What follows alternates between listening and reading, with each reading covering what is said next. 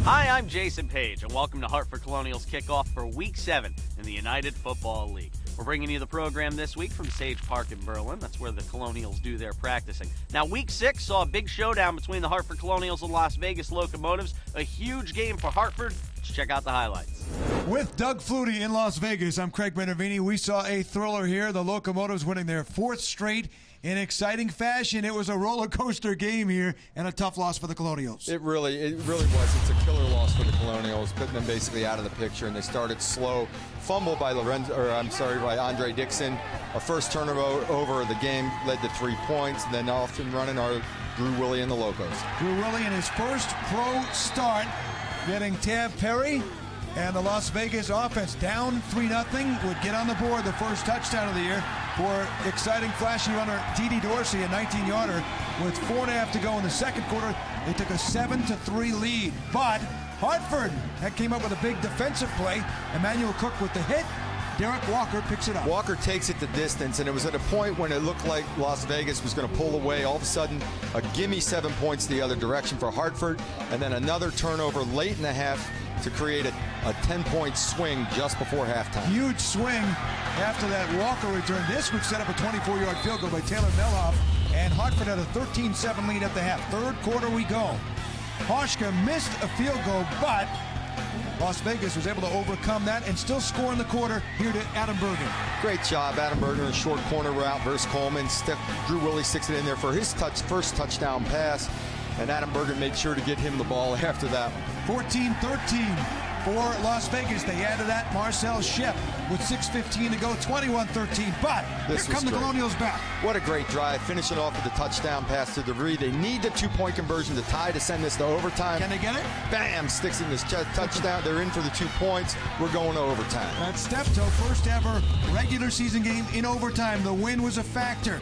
Fossil wins the initial coin toss, elects to defend the goal with the win behind him. That makes Melhoff kick into the win. He missed it from 37. And then Hoshka, the hero from 53 from 53, with the win. I still don't think he hit it all, but it carried through just by a couple of yards.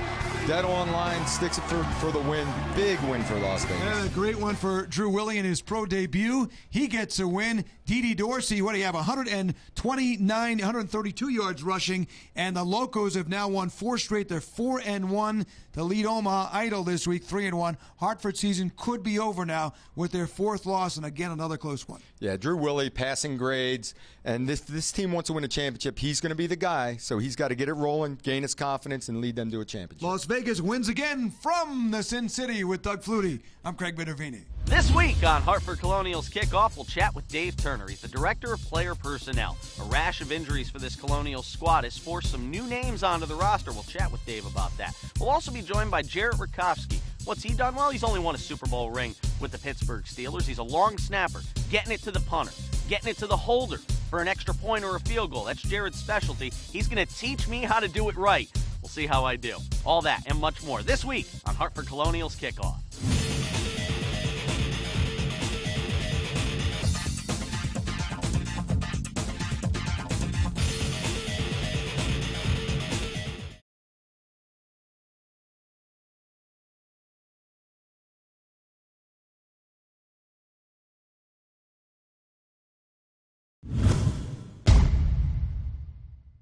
Joined by Dave Turner, Director of Player Personnel for the Hartford Colonials. All right, Dave, we've seen a lot of shakeups in this roster here as a result of some injuries. Tell us about some of the guys you've brought in.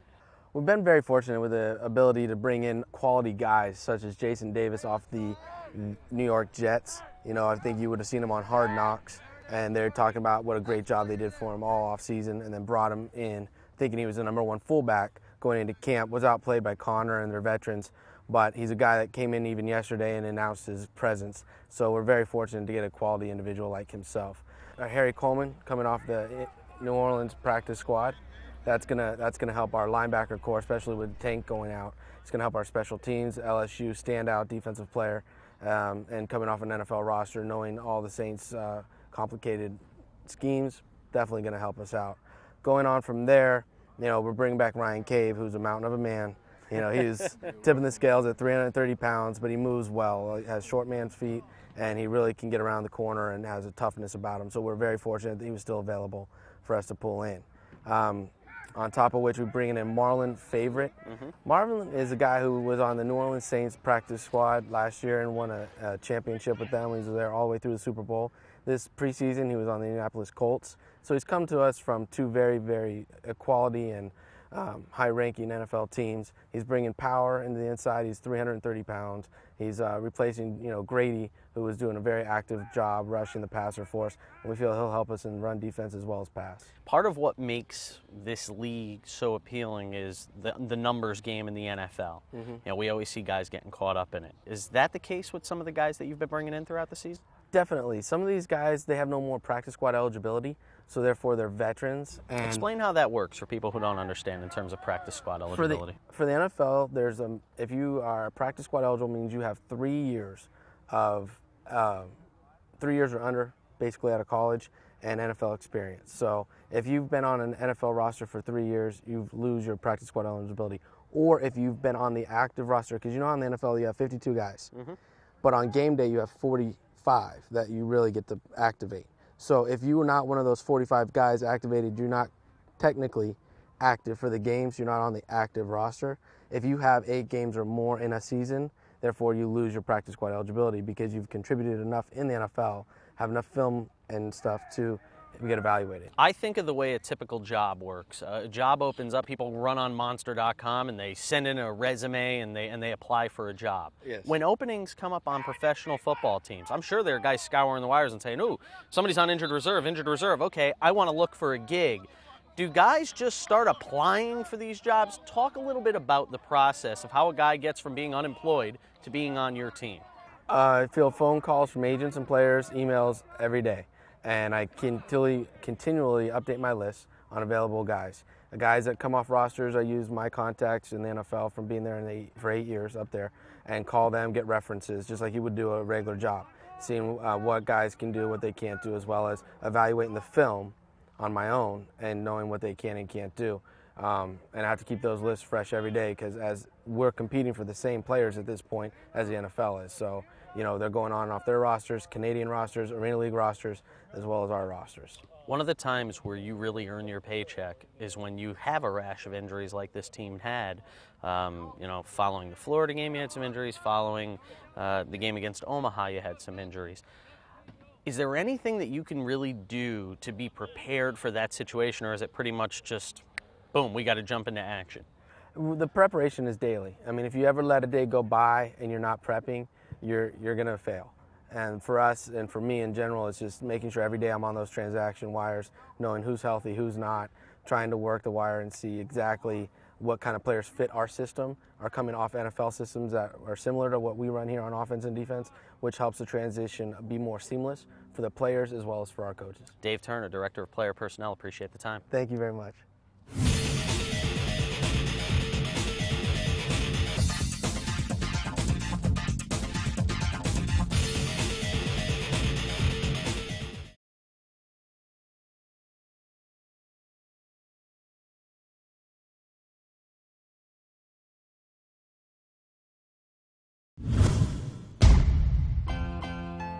This week on Hartford Colonials Kickoff, Jason works with Colonials long snapper Jared Rakowski. Let's watch as he tries to teach Jason how to snap like a pro. What are your expectations for teaching Jason how to snap? My expectations were pretty low.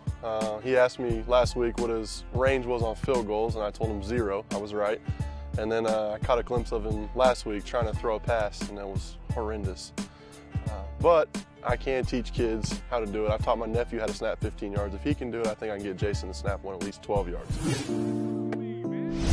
What I do when I warm up is you don't snap with one arm. You snap with 2 arms. So Right. what you do is I'm still holding the ball just like I'm going to throw a pass. Yes. Now I'm going to add my other hand into it. Here's the seam. Yeah. I'm going to take my middle finger and I'm going to place it on that seam. Okay. This finger, my index finger, is almost making a T with my thumb. Now I can it. adjust this all up and down the ball, and it kind of helps control the angle of the ball. But just for beginner purposes, I want you to put your finger here. And I notice one thing about this is I only have my fingertips on the ball. I don't have my palms on there. When you palm the ball, it causes the ball to do this crap. We don't want that. We want you to just grab it with your fingertips. There's a little space in there, a little space in there. So like I said, just how you would throw a pass. You're gonna take it like this, you're gonna put your hand on here, you're gonna do the same thing. Just as you would throw a pass, you're gonna bring it over your head. Right. And you're gonna push it, you're gonna throw forward, but as you throw, it's gonna roll off your hand like this. The idea is to flick your hands, your fingers out. Okay. Now, a snap, everything is generated from the ground. It comes from your legs all the way up to your hands, but most importantly through your wrist. Most of the velocity comes through your wrist. Okay. So it's all about flicking it and getting your hands out like this. So we're gonna try a couple of those. This is way more complex than I thought. So wait a second, you want me to Grab throw it just like this? Yeah, I want you to grab it like you're gonna throw it. Okay. Now take the hand, I just put it on the seam like I showed you, this way. Just like that, there you go. Now take your palms off of it. Now bring it above your head with your throwing hand just like that. Now when you throw it, you're just gonna go forward and you're just gonna kind of flick your hands out towards me. Okay. That's the idea. Okay. That was pretty much crap, but. Well done. Let's see. All right, see, got it right. All right, just fingers on the ball, right? That's right, no palms. Okay. All right, here we go. Now throw it at me like you mean it. There it is. Ah, see? There we go. See, there's hope for me yet. We'll find a position for me somewhere on this team. All right, here we go. Try this again. You're gonna have to be pretty good to take my position, just so you know. Okay, here we go. Here we go. Hold on, you got it held. Yeah. Nice, not bad. All right, now we're gonna add the actual snapping part into this. Okay. Let's see how well you do with that. All right.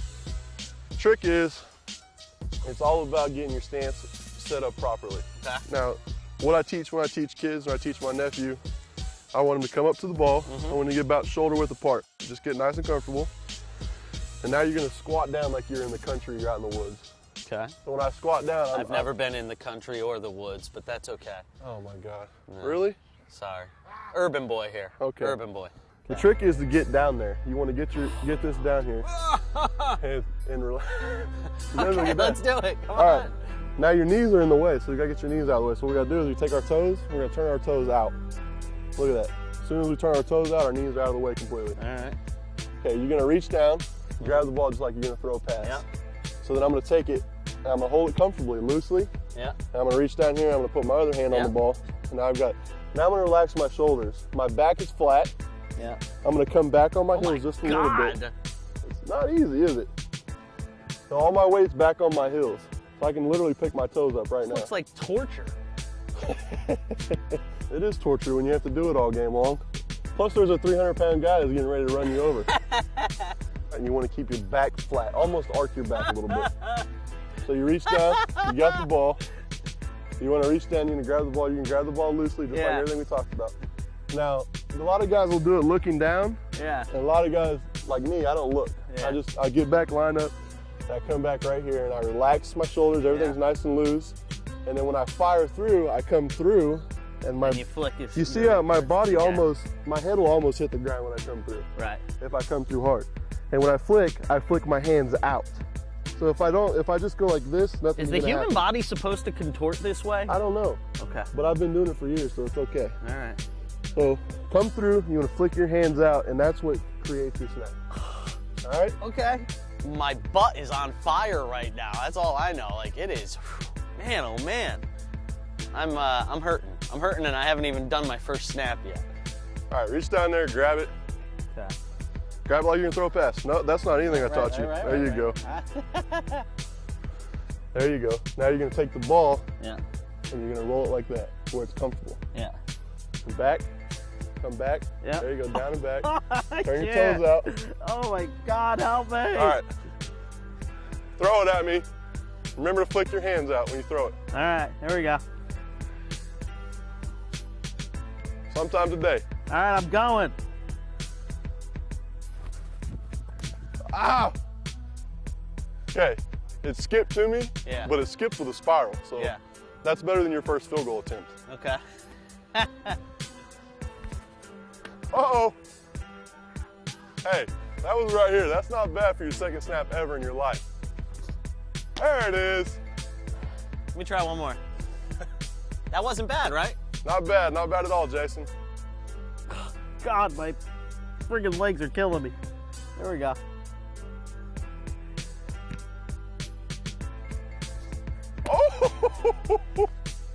Not bad? Money. All right, now you proved you can snap. I want to see how you do when someone's rushing you. Okay. Joe. You had to get the scariest looking guy on the team? Come on. No, this is what Joe does. This is what I have to deal with every day. So now, not only do you got to worry about the snap, you've got to worry about Joe who wants to come and run you over. Okay? Come I'm back ready to do this. and get ready to protect yourself like this. Got to see how it is to be a center. Joe's going to try to kill you. Dude, I'm snapping it and I'm running. No, you got to block because the kicker's back here. He's going to kick. If you don't block, he's going to block. Sorry, John. You'd be getting killed right now. Come on. Hey, you perfect snap. All you got to do is get in his way. Oh, my God. Let's Please go. don't hurt me. Joe. Please don't hurt me. Don't worry about him. You better start worrying about the snap. How come he's standing over there and not in front of me? He's going to run you over. How come he's standing there and not in front of me? He's not allowed to get right in front of you. You're really not? A-gap. We're going to be in the A-gap. Okay. He's not allowed to put his body anywhere on you because centers were getting killed. All right, my legs are actually shaking now. Hey, don't worry. Quit worrying about him. Start worrying about the snap. All right. Here we go. Ready? All right, here we go. Rock back. It's going to be horrible. There you go. Flick it. Oh! Snap was bad and you would have got crushed. It's a little different when I got to stare at him coming at me like that. It's a lot harder. A lot of times I won't even look at those guys. Right. And I go up there, I get a quick glance, and I start focusing on the snap, and I have my guards talking to me. They're telling me if they think they're going to twist or they're going to rush or what. You can't worry about all that's going on. You've got to focus on the snap and getting back to protect. And after watching you kick field goals, which I was right, I said your range was 0. Yeah. It was 0. Yeah. Why can't I get the ball off the ground? I saw you throw passes. That was ugly I hit too. one target. Did you hit one? I hit one. Okay. All right. Well, I didn't see that. Yeah. Ah, there it is. I would say so far this is your best one. Okay. Yeah. All right. So there's hope for me. The coach might want to take a look at me for long snapper. Wouldn't go that far. No. Maybe. We'll keep working on it. Right. I think you have hope. Good Appreciate job, it, though. man. That's much better than the field goals, though. You look like an athlete somewhat today.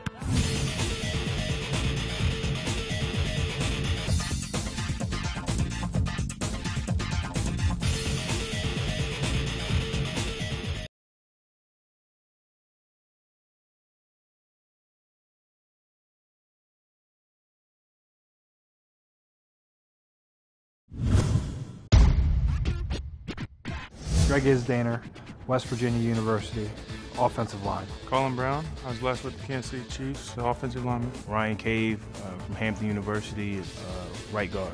Ryan Perilou, Jacksonville State University, and quarterback. Emmanuel Cook, strong safety, play with the Jets. As a team, we're going to play hard every game, and we're going to go out and compete. A lot of big hits, a lot of big plays. I'm just going to go out and try hard every down, every play, and try and do my best. I'm going to make plays. I've always made plays, and I'm going to continue to do what I do, and that's work. Are you going to expect to see a guy who's going to play physical, going to play every play, that's going to be a great teammate and also a great leader on the field?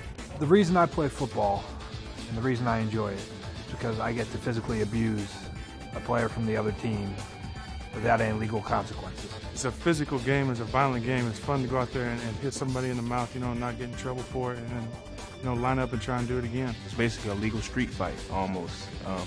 So you get a chance to take out your frustration on somebody else. I enjoy what I'm doing right now. I'm having a great time with a bunch of good teammates, and hopefully we could start stringing together some more wins. Being around the guys and being a part of a team, it's not many people can say they've been a part of a group that all share the same common goal. We live together the whole time, which is a little different, and it gets a little crazy because normally everyone goes home at 5 o'clock and sees their family, but in essence, this becomes our family. Being that we're all in the same building all the time, we definitely see each other a lot more than we did anywhere else. I see these guys when I wake up, I see them when I go to sleep, so we definitely is a tight-knitted group. The Colonials just have a lot of great people around the organization, coaches and players. Everybody here has a lot of love for each other. It's not that hard, cold feeling when you come in like the next man trying to take your job. Everybody here trying to work and reach the goal to win the championship. There's a lot of rich tradition up here in Hartford, the Hartford area. and they wanted to bring a football team here, and they have one now. I just love the area, you know. They got a lot of fans out here. You know, the community come together for the game. You know, it's been a great atmosphere to play in. Love the Hartford fans right now. Just keep coming out to the game, keep supporting us. We're going to get some wins for you guys. But I think ultimately everybody wants to get back to the NFL, but, you know, this is a great stepping stone, chance to prove that you can play. It's an offensive league. You put a lot of points up, and you can get a lot of great film because the rules that inhibit the defense from doing a lot of different things. Everybody's out here working hard, trying to get to the NFL. I didn't know what to expect when I came in, but everything here has been great, and a lot of that's due to the great leadership of Coach Palmer. He's a great coach, and I think he's going to get me where I want to be. Started out pretty good with the first win, next 3 games, tough losses, but we're going to get back on track. Just guys got to do their part, everybody do their 111 as we call it, and just carry your own load, and we're just going to get it done. Go Colonials. That's going to wrap up this Week 7 edition of Hartford Colonials Kickoff. Thanks to Jared Rakowski for giving us a few minutes today. Also, Dave Turner, Director of Player Personnel. If you're looking for more information on the Hartford Colonials, just go to the web, hartfordcolonials.com. I'm Jason Page. We'll see you next week on Hartford Colonials Kickoff.